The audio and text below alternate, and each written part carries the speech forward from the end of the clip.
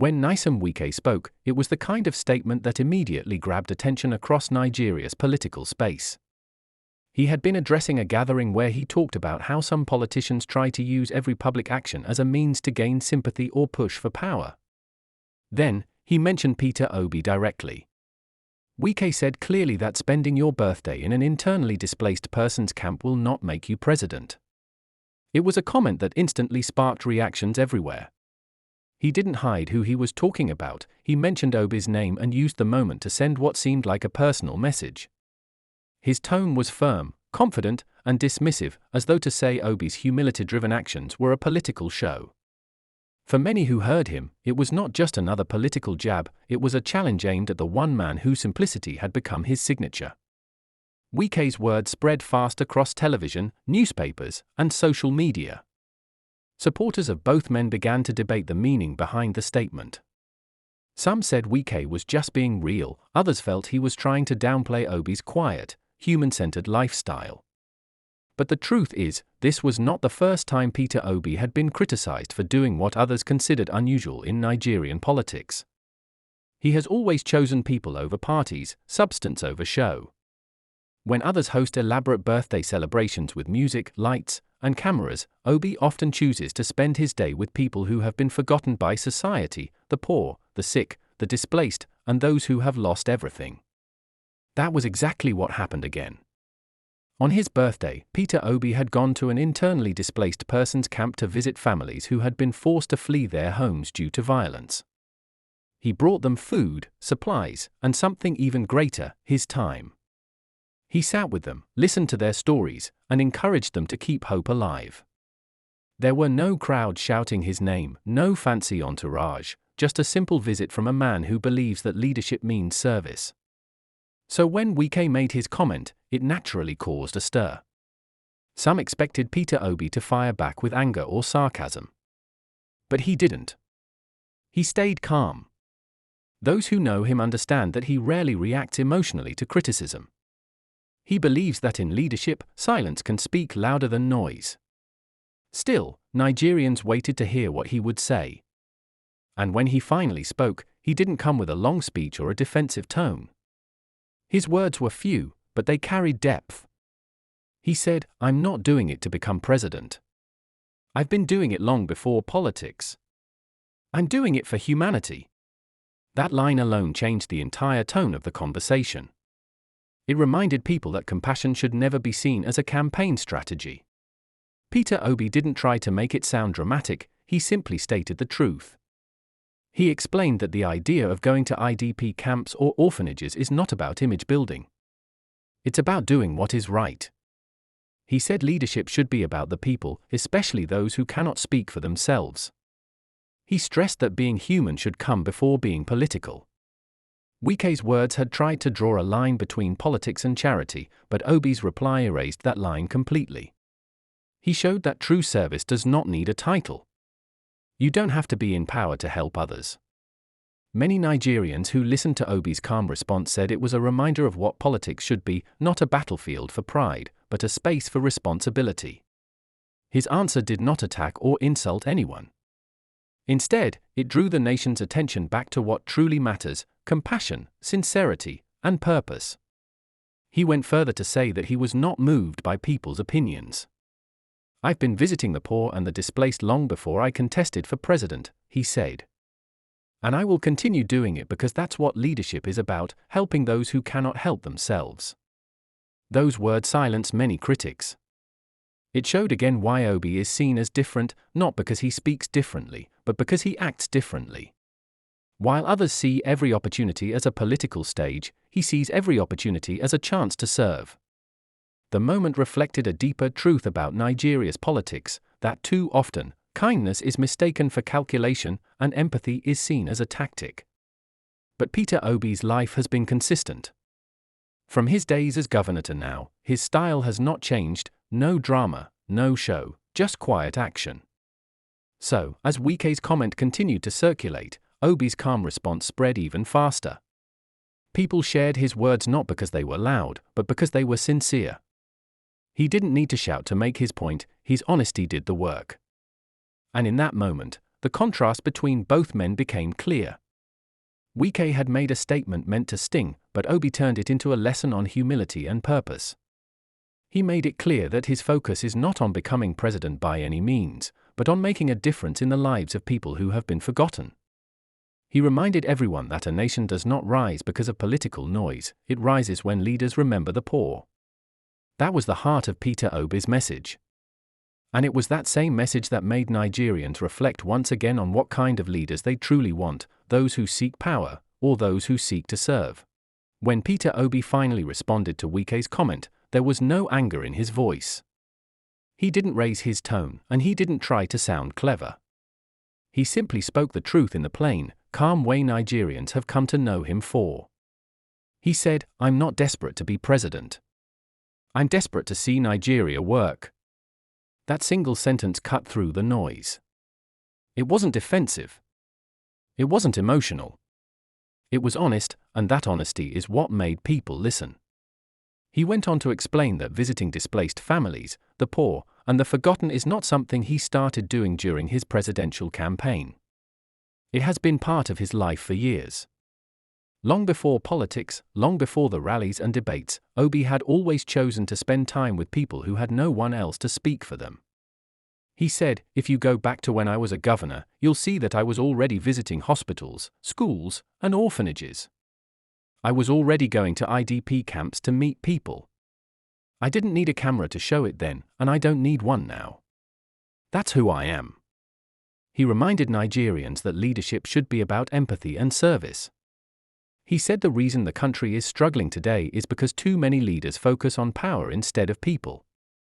They compete for recognition while citizens suffer in silence. Peter Obi explained that what he did on his birthday wasn't a strategy, it was conviction. He believes that birthdays are a reminder of life and purpose, not a chance to show wealth or influence. He said helping people gives him peace, and that the satisfaction of lifting others is greater than any celebration or political reward. He said, if visiting an IDP camp makes someone feel uncomfortable, that's their problem. I didn't go there for applause. I went there because there are Nigerians sleeping on the floor, hungry, and losing hope. And if my small visit brings them a little comfort, then I have done something meaningful. His words were sharp but calm, humble but powerful. He didn't call names or drag anyone down. He just painted a picture of what leadership should look like, compassion without conditions. Obi continued by saying that Nigeria's biggest problem is not the shortage of money, but the shortage of conscience. He said leaders have turned public service into personal business, and that's why ordinary people are suffering.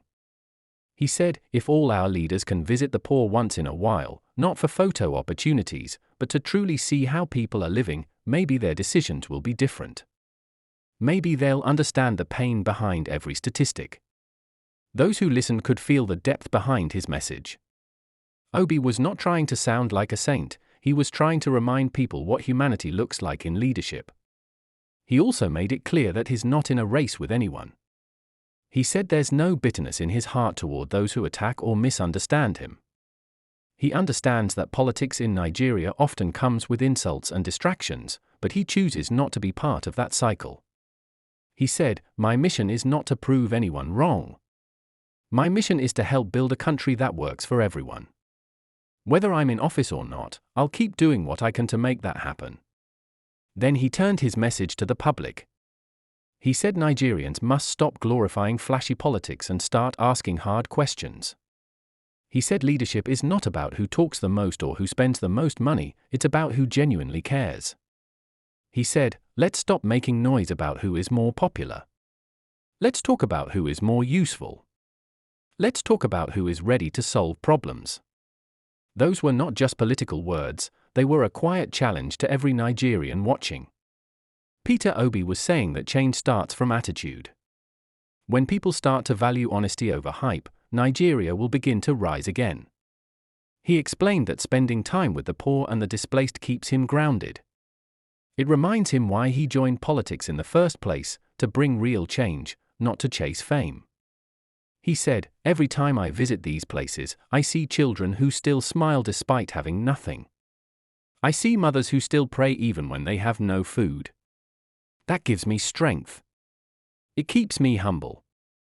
It keeps me focused on what matters. And when people asked if Wike's words affected him, Obi simply said no. He said he doesn't take things personally because life is too short for bitterness. He said everyone has a right to their opinion, but what matters is action. He said, if I respond to every criticism, I'll lose focus. I prefer to respond with results. The only thing that will prove my point is what I do for people, not what I say about others. His reply became a quiet lesson on leadership and restraint. Nigerians could see that while some politicians chase the spotlight, Obi chases impact. He ended his statement with a message that sounded simple, but it carried a lot of meaning. Let's stop talking about Peter Obi. Let's start talking about Nigeria. I'm not in power. The people who are should be the focus. Let's ask them what they're doing for the people who can't feed, for the students who can't go to school, for the workers who can't afford rent. That's where our attention should be.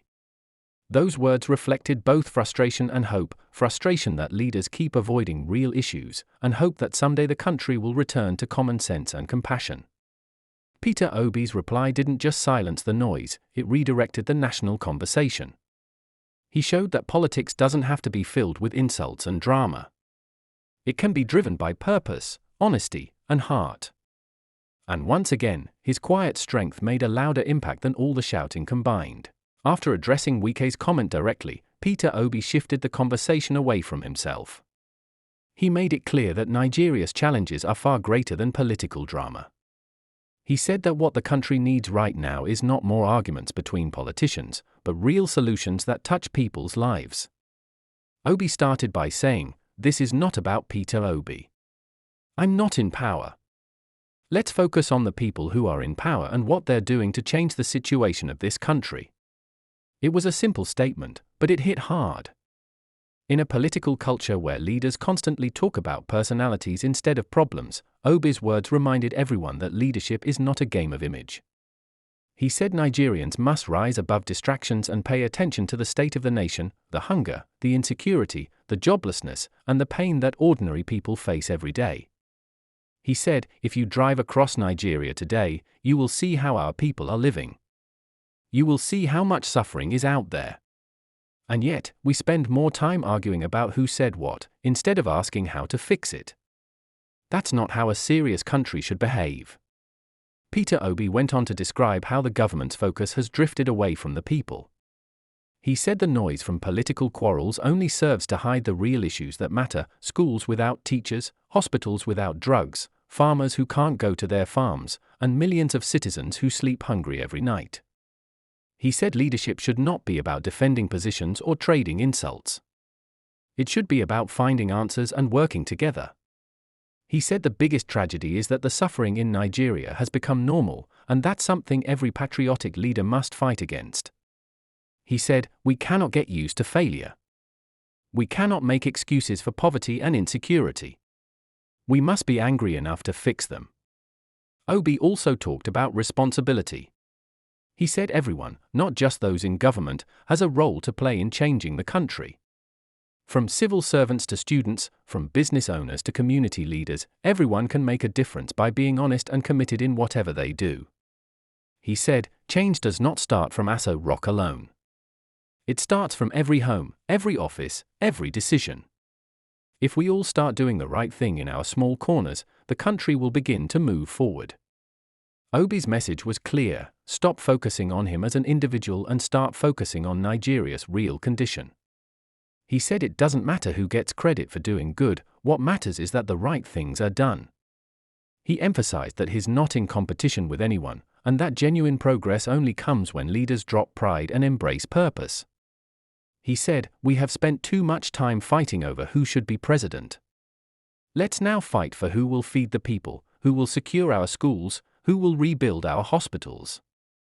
Those are the real battles we should be fighting. His calm tone carried a serious message. He wanted Nigerians to think deeply about how easily they get distracted by political noise. While politicians argue, the people continue to suffer. While leaders trade words, the poor trade meals for survival. Obi said Nigeria will not move forward until the conversation changes from personalities to problems, and from problems to solutions. He said, let's stop focusing on who's right or wrong. Let's focus on what's right for the country. He also reminded people that politics should not divide them. He said hunger, insecurity, and unemployment do not know tribe or religion, they affect everyone. Therefore, Nigerians must unite to demand accountability and progress from those who lead. He said, our children don't care who belongs to which party. They just want a country that gives them a chance. Let's think about them before we speak, before we act, before we fight over politics. That closing message touched many Nigerians who had grown tired of endless arguments that never lead anywhere. Peter Obi's reply became more than a response, it became a reflection of what the country desperately needs: maturity, focus, and empathy. He ended by saying, the goal is not to be president at all cost. The goal is to make Nigeria work, whether you are president or not. If we all do what is right, this country will rise again. His words left a quiet echo across the nation, a reminder that true leadership is not about how loud you are, but about how deeply you care. And in that moment, Peter Obi's calm voice spoke louder than any political argument. He didn't need to win a debate. He only needed to tell the truth, and that truth reminded Nigerians once again that the real fight is not between politicians, but between progress and failure. And as his message spread, many began to realize something simple but powerful: if every leader had Peter Obi's humility and focus, Nigeria's story would already be different.